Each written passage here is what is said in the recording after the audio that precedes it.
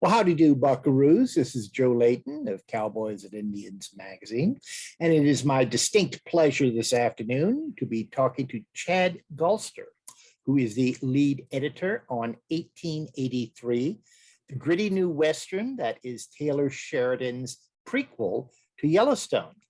And Chad, I understand that you had to get started on this series a bit earlier than you originally thought you would.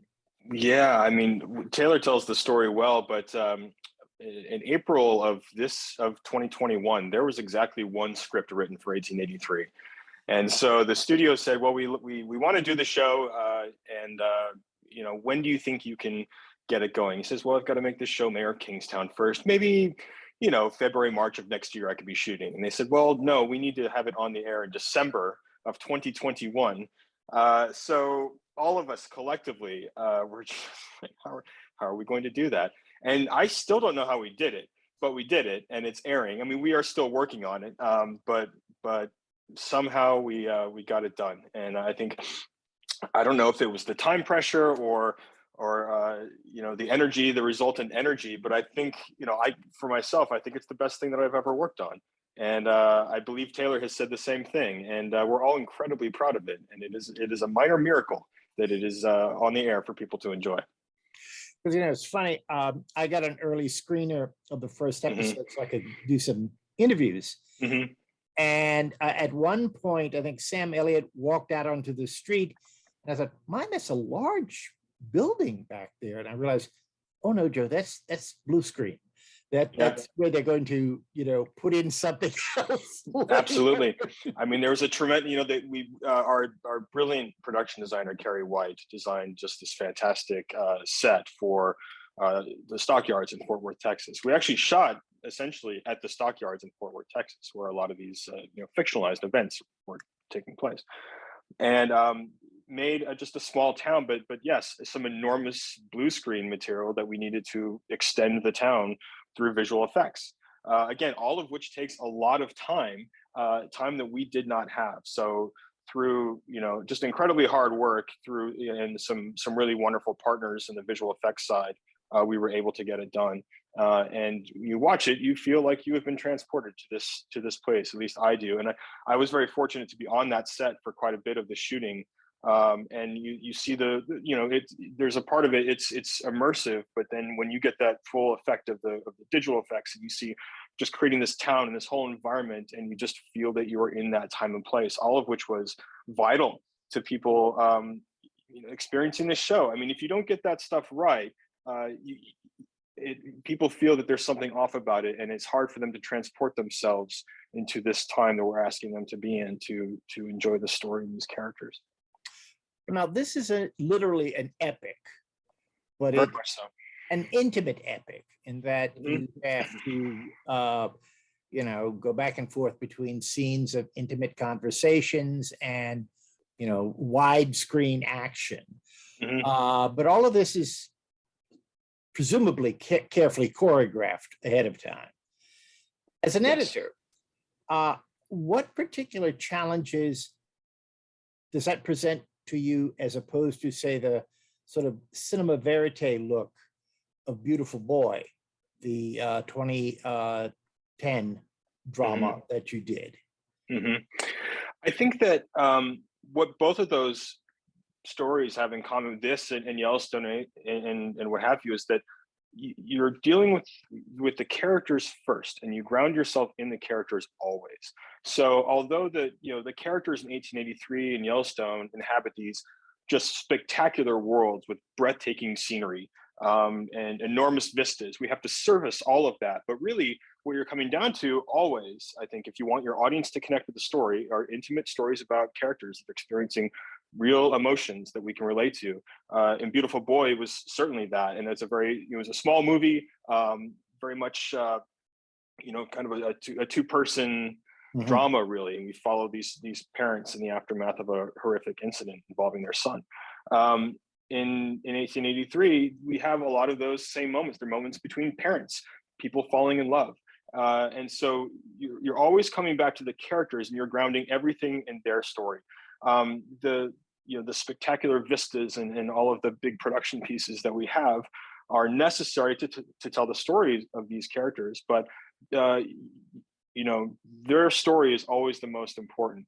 And if you just had a bunch of breathtaking vistas, you could look those up on Google, and you'd just be like a travel log or something. What connects people to those moments and makes them even more special is that we're experiencing them through the eyes of these people that we care about. At least if we've done our jobs correctly, you care about these people very much, and that's what navigates you through all of the spectacular environments that they inhabit. Well, now you're coming to this with, there already being a century, going on a century and a quarter of cinema. Mm-hmm. Mm-hmm. And there are certain tropes, there are certain visual cliches, conventions that people come to expect from a Western. Do you ever find yourself actively wanting to play against that? Say, shootout.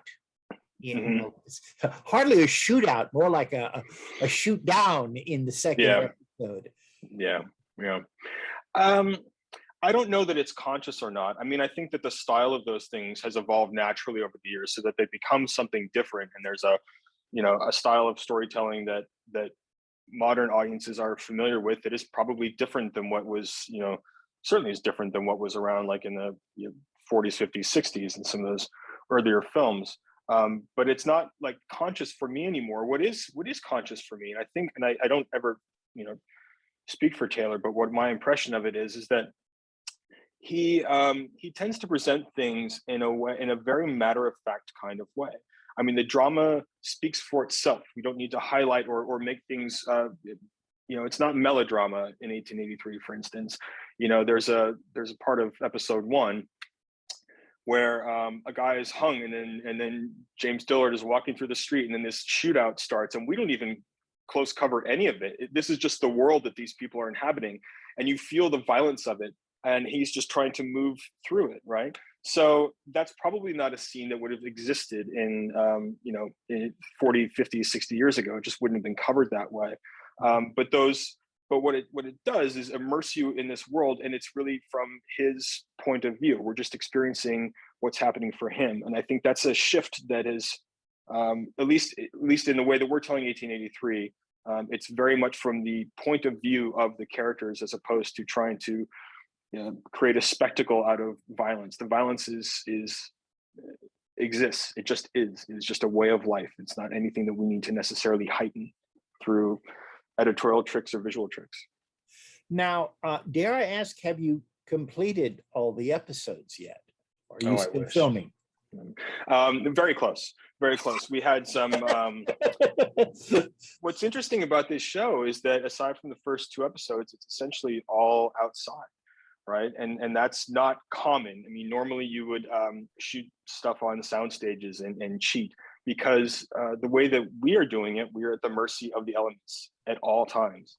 What that gives you, very much so, and on the positive end, is you really feel like these people are really in this environment. Their performances, I mean, it is bitterly cold when we are shooting a lot of this stuff. And these actors are doing a phenomenal job of giving these brilliant performances while they're incredibly uncomfortable physically. But what it also meant is that we were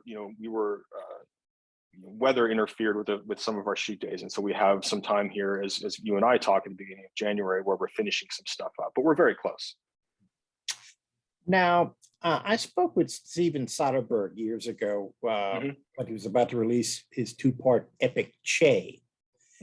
And, I joked with him, well, did you go back to that kind of disastrous 1969 movie, Che, with Omar Sharif in the title role? He said, I've got to be honest with you. I sat down to look at it, and I had to stop because there were incidents in it that were in my script. And I thought, oh, no. Oh, yeah. I don't want to be the least bit influenced by this. I mean, in fact, I'm actually afraid my movie might look or resemble this, like this. Did you ever find yourself wanting to go back and look at, say, episodes of Wagon Train and sell yourself? No, maybe I better not.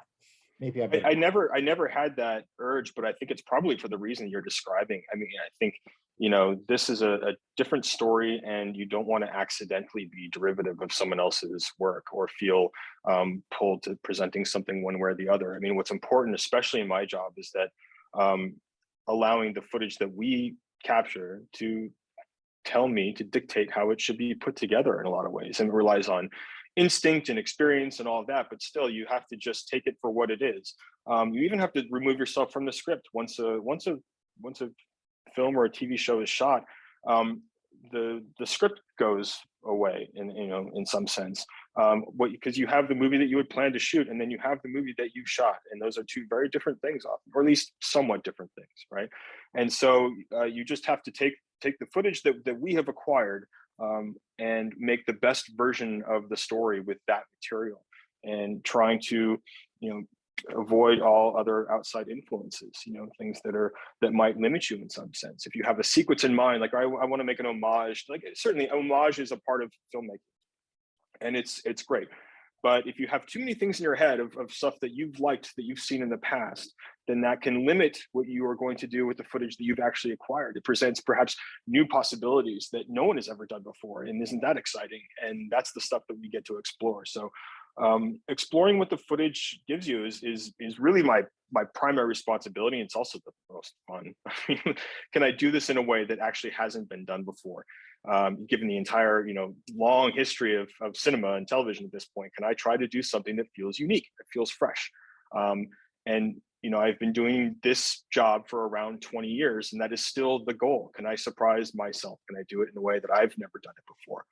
That's what makes it fun and exciting, and hopefully people sense that and feel that in some way when they watch. I think it's the great director David Lean said that once you get into the editing room, the first thing you've got to do is kill all your darlings. Yeah. Is it sometimes painful for you to lose something? I mean, like, I know Taylor or whoever was directing that particular episode spent a long time setting that up and doing this and that, but it just stops the story dead in its tracks. We got to get rid of it. Yeah, it doesn't. I don't feel that loss, and it's actually a vital component of my job that I don't feel that loss, because yes, there are things that sometimes cost a lot of money to shoot, might have taken a long time, very difficult for any number of different reasons.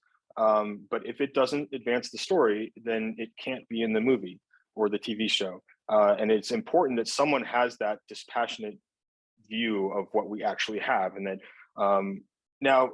Look, there are things that I get attached to because I think that they're spectacular or beautiful or moving, and then in the process of cutting down the show, those are things that have to be lost. And so I feel that, wow, I wish people could experience this. That certainly happened. We had stuff like that on Those Who Wish Me Dead, which is Taylor's last feature that I cut for him, which came out last year, starring the lovely Angelina Jolie.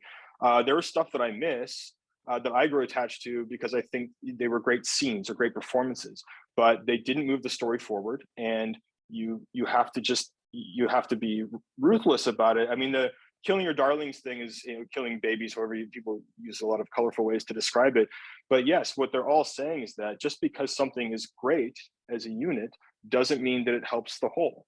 And the whole, the entire story, is the most important thing. And you always have to be protective of that. And if you insert this moment that may feel beautiful to you, but that completely stops the story, then you're doing a disservice to the show as a whole. So yes, it's a vital part of the job. It is occasionally difficult, but probably less difficult for me than the folks who are out in the field, blood, sweat, and tears, making all of that stuff happen.